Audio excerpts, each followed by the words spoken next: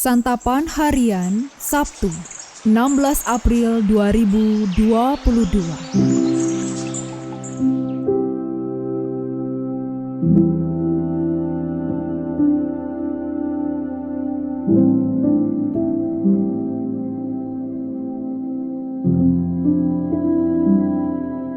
Inilah program Santapan Harian, sebuah program yang mengajak Anda menelusuri isi Alkitab, agar Anda menemukan makna firman Tuhan sesuai dengan konteksnya.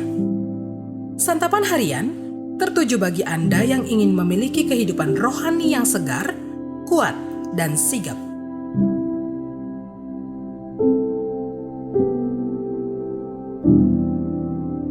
Hari ini kita akan membaca Lukas pasalnya yang ke-23, ayat yang ke-50 hingga ayatnya yang ke-56a.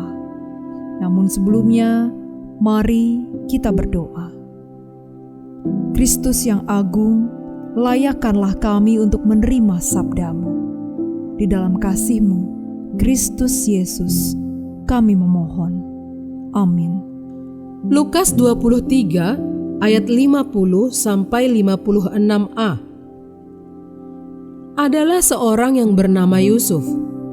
Ia anggota majelis besar dan seorang yang baik lagi benar. Ia tidak setuju dengan putusan dan tindakan majelis itu. Ia berasal dari Arimatea, sebuah kota Yahudi, dan ia menanti-nantikan kerajaan Allah. Ia pergi menghadap Pilatus dan meminta mayat Yesus. Dan sesudah ia menurunkan mayat itu, ia mengapaninya dengan kain lenan, lalu membaringkannya di dalam kubur yang digali di dalam bukit batu di mana belum pernah dibaringkan mayat. Hari itu adalah hari persiapan dan Sabat hampir mulai. Dan perempuan-perempuan yang datang bersama-sama dengan Yesus dari Galilea ikut serta, dan mereka melihat kubur itu dan bagaimana mayatnya dibaringkan. Dan setelah pulang, mereka menyediakan rempah-rempah dan minyak mur.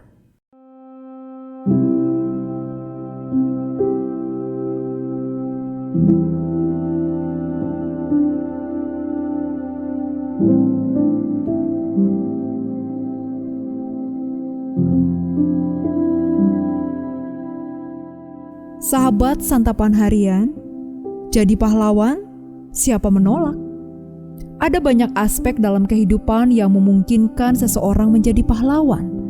Lazimnya, orang disebut sebagai pahlawan karena keberanian dan pengorbanannya dalam membela kebenaran. Bacaan kita hari ini menampilkan Yusuf dari Arimatea, seorang yang baik lagi benar yang juga anggota majelis besar yang tidak setuju dengan tindakan dan putusan majelis terhadap Yesus. Ketidaksetujuannya tentu merupakan hal yang biasa terjadi dalam sebuah lembaga. Pertanyaannya adalah, bila ia tak setuju dengan keputusan majelis, apa yang akan ia lakukan untuk membatalkan keputusan itu? Tidak ada catatan tentang hal tersebut, baik tentang ketidaksetujuannya maupun sikap selanjutnya. Nama Yusuf dari Arimatea muncul setelah Yesus disalibkan. Ia datang kepada Pilatus untuk meminta agar mayat Yesus diturunkan sebelum hari Sabat. Ia juga memberikan perkuburan bagi Yesus di tempatnya. Ini sebuah tindakan filantropis atau kedermawanan yang tentu saja sangat menggugah hati orang-orang yang sedang berduka. Secara sederhana, Yusuf dapat disebut sebagai pahlawan karena tindakan baik yang dilakukannya setelah peristiwa penyaliban Yesus. Ia berani tampil sebagai orang yang ada di dalam kelompok Yesus yang dituduh sebagai penjahat. Sayangnya, tindakan kepahlawanannya tak berdampak terlalu besar. Ia melakukan tindakan baiknya ketika situasinya boleh dibilang sudah aman, setelah Yesus selesai disalibkan dan mati. Berbuat baik kepada orang lain, bahkan kepada setiap makhluk adalah keniscayaan.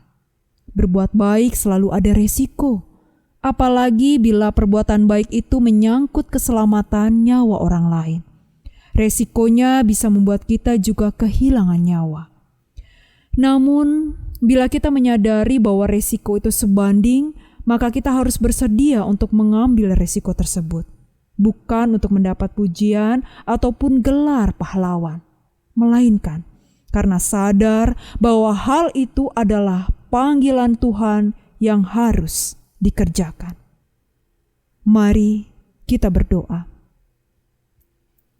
Kami mendengar panggilan-Mu ya Tuhan untuk menjadi anak-Mu dan melayani umat-Mu. Talenta pemberian kasih-Mu akan kami amalkan dalam karya kami bagi sesama. Tangan-Mu adalah pandu kami dan kasih anugerah-Mu adalah tumpuan bagi kami. Di dalam cinta-Mu Kristus, kami berdoa. Amin.